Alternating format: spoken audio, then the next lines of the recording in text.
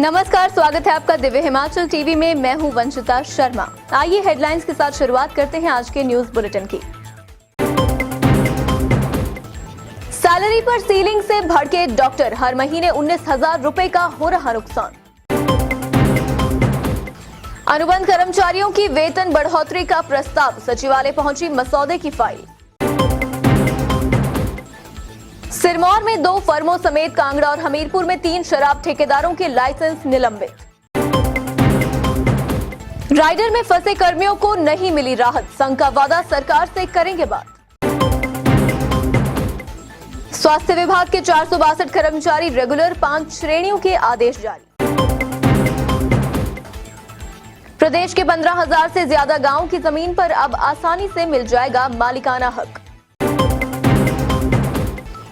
धर्मशाला शिमला में लगेंगे स्मार्ट बिजली मीटर, ऐप से होगा बिल भुगतान। अब आपके लिए समाचार विस्तार से। प्रदेश के अस्पतालों में डॉक्टरों की हड़ताल दूसरे दिन भी जारी रही। डॉक्टरों ने शुक्रवार को भी सुबह 2 घंटे काम नहीं किया। इसके कारण मरीजों को परेशानियों से दो चार होना पड़ा। दरअसल प्रदेश के डॉक्टर बेसिक पे और एनपीए सीलिंग लिमिट पंजाब की तर्ज पर लागू न होने से नाराज हैं। देखते हैं और किस लिए नाराज हैं डॉक्टर। प्रदेश के अस्पतालों में डॉक्टरों की हड़ताल दूसरे दिन भी जारी रही। डॉक्टरों ने शुक्रवार को भी सुबह 2 घंटे काम नहीं किया।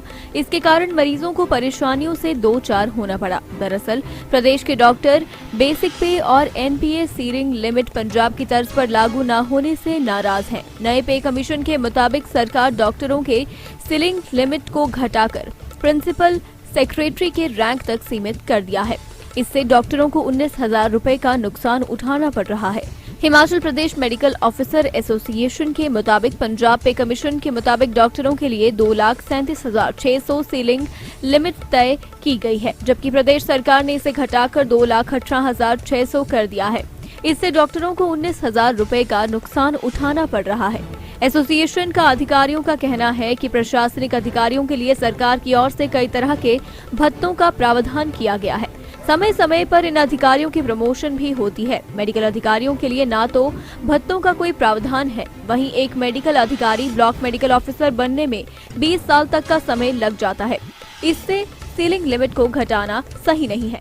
Divya Himachal presents Godrej number 1 miss Himachal 2021-22 powered by Arni university, beauty partner Roja herbal. Hello everyone, नमस्ते। मैं सुहाना लेटका, मिस हिमाचल 2020 की सेकंड रनर। मेरी ओर से आप सभी को नव वर्ष की हार्दिक शुभकामनाएं और मैं आशा करती हूँ कि ये नया साल आप सभी लोगों के लिए बहुत सारी नई अपॉर्चुनिटीज लेकर आए। ऐसी ही बहुत सारी नई अपॉर्चुनिटीज लेकर आता है दिव्य हिमाचल और उनमें से एक है मिस हिमाचल। मिस हिमाचल एक ऐसा प्लेटफॉर्म है जिसने मुझे एक आइडेंटिटी दी है। It helped me explore my extreme potential और मैं चाहती हूँ कि जितनी भी यंग गर्ल्स हैं हिमाचल की वो इस चीज़ को एक्सपीरियंस कर पाए। तो आप लोगों को बताते हुए बहुत खुशी हो रही है कि miss Himachal 2021 is coming. Also to all the aspiring girls, just gear up and the auditions are coming very soon. आप लोग connected रहिए, tuned रहिए to the official Divya Himachal and miss Himachal pages for the further updates. Thank you so much.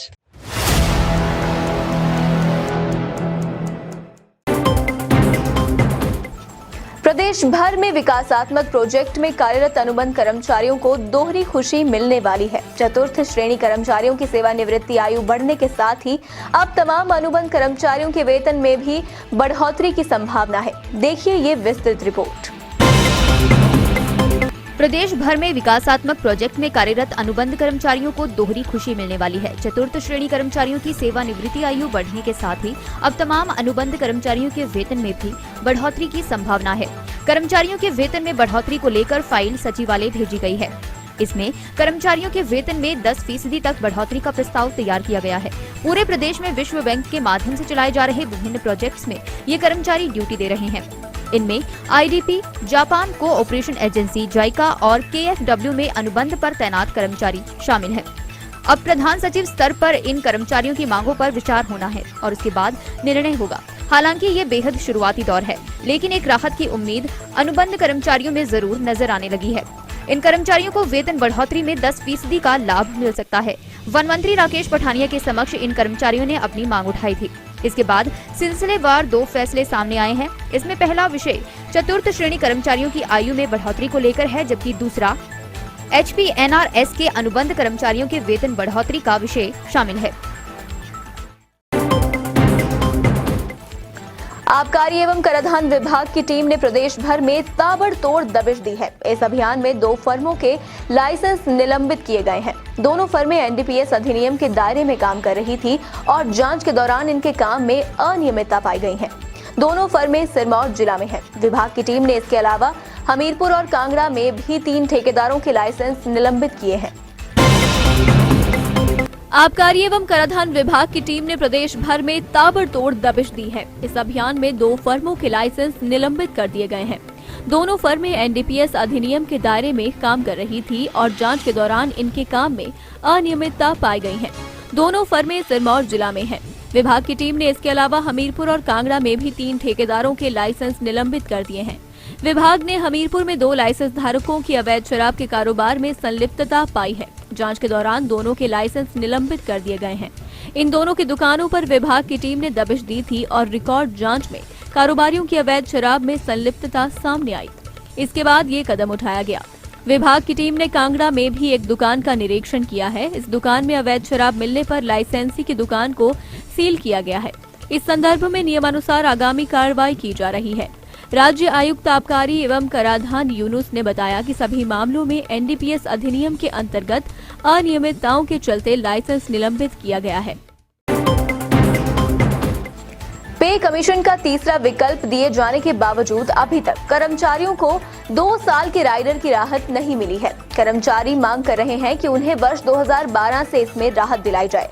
हालांकि इसी बीच अराजपत्रित कर्मचारी महासंघ के अध्यक्ष अश्विनी ठाकुर ने कर्मचारियों को पे कमीशन का तीसरा विकल्प देने के लिए सरकार का आभार भी व्यक्त किया है।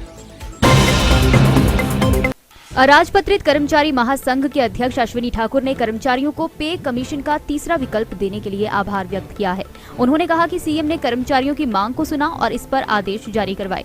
अराजपत्रित कर्मचारी महासंघ काफी समय से ये आदेश जारी करने के लिए लड़ाई लड़ रहा था। शिमला में मीडिया से बातचीत में उन्होंने कहा, अब 2 साल के राइडर में फंसे कर्मचारियों को राहत दिलाई जाएगी। वर्ष 2012 में पे कमीशन को जिस तरह से इस राइडर के साथ लागू किया गया था, उससे ये विसंगति अब सामने आई है। दरअसल इनिशियल स्टार्ट के मसले पर महासंघ वित्त विभाग के साथ चर्चा में है और इसी के साथ राइडर का मसला भी जुड़ा हुआ है। अब तक इनिशियल स्टार्ट के लिए कुल वित्तीय देनदारी की गणना नहीं हो जाती।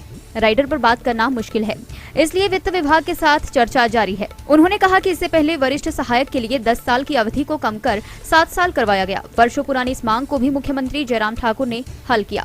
अब वेतन विसंगति के मसले भी सीएम ही हल करेंगे।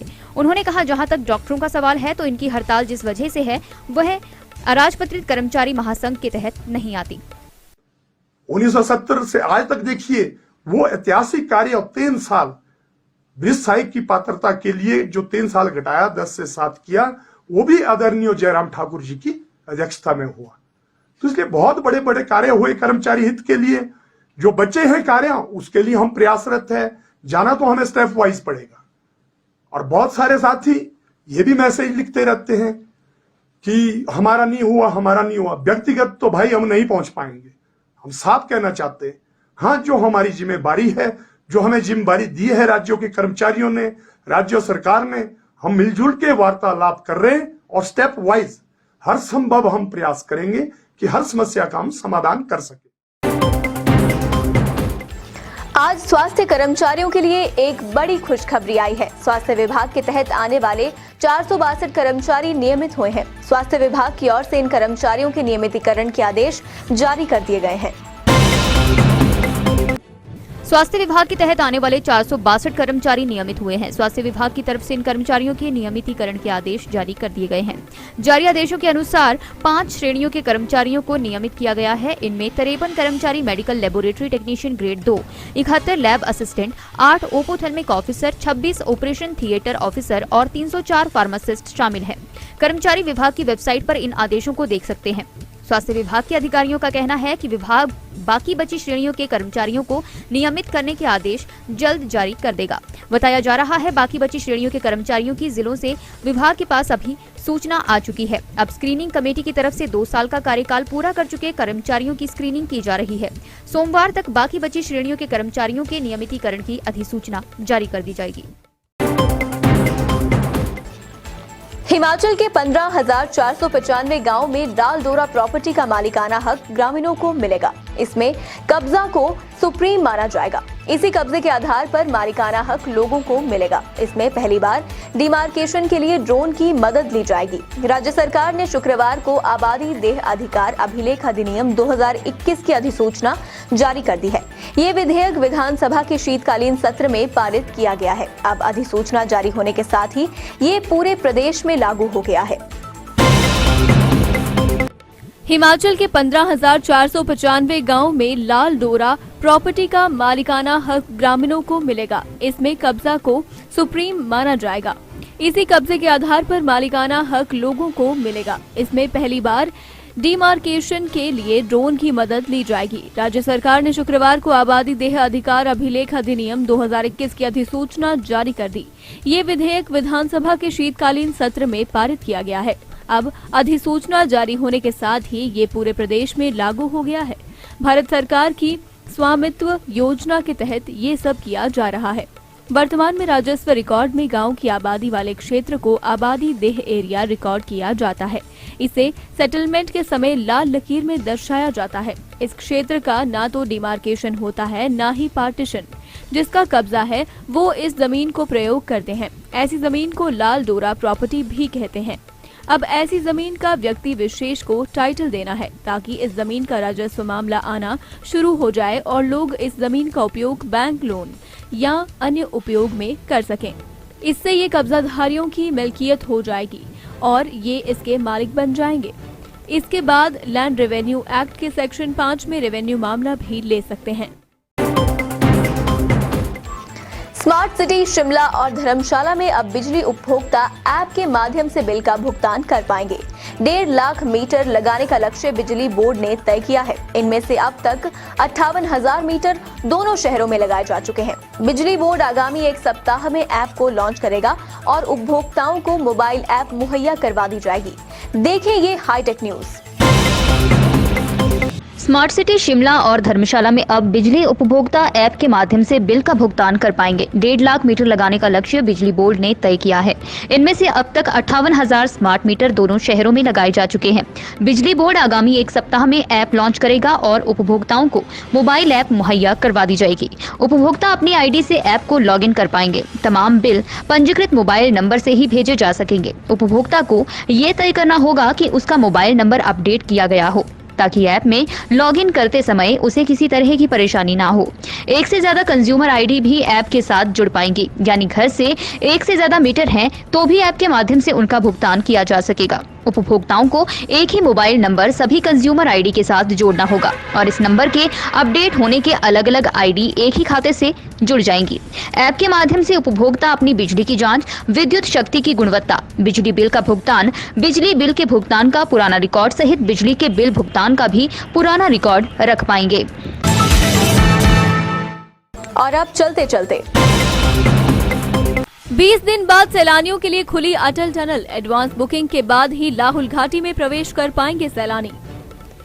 मंडी में एक वरिष्ठ नागरिक से केवाईसी के नाम पर 75,000 की ठगी, 2 किस्तों में खाते से निकाले पैसे।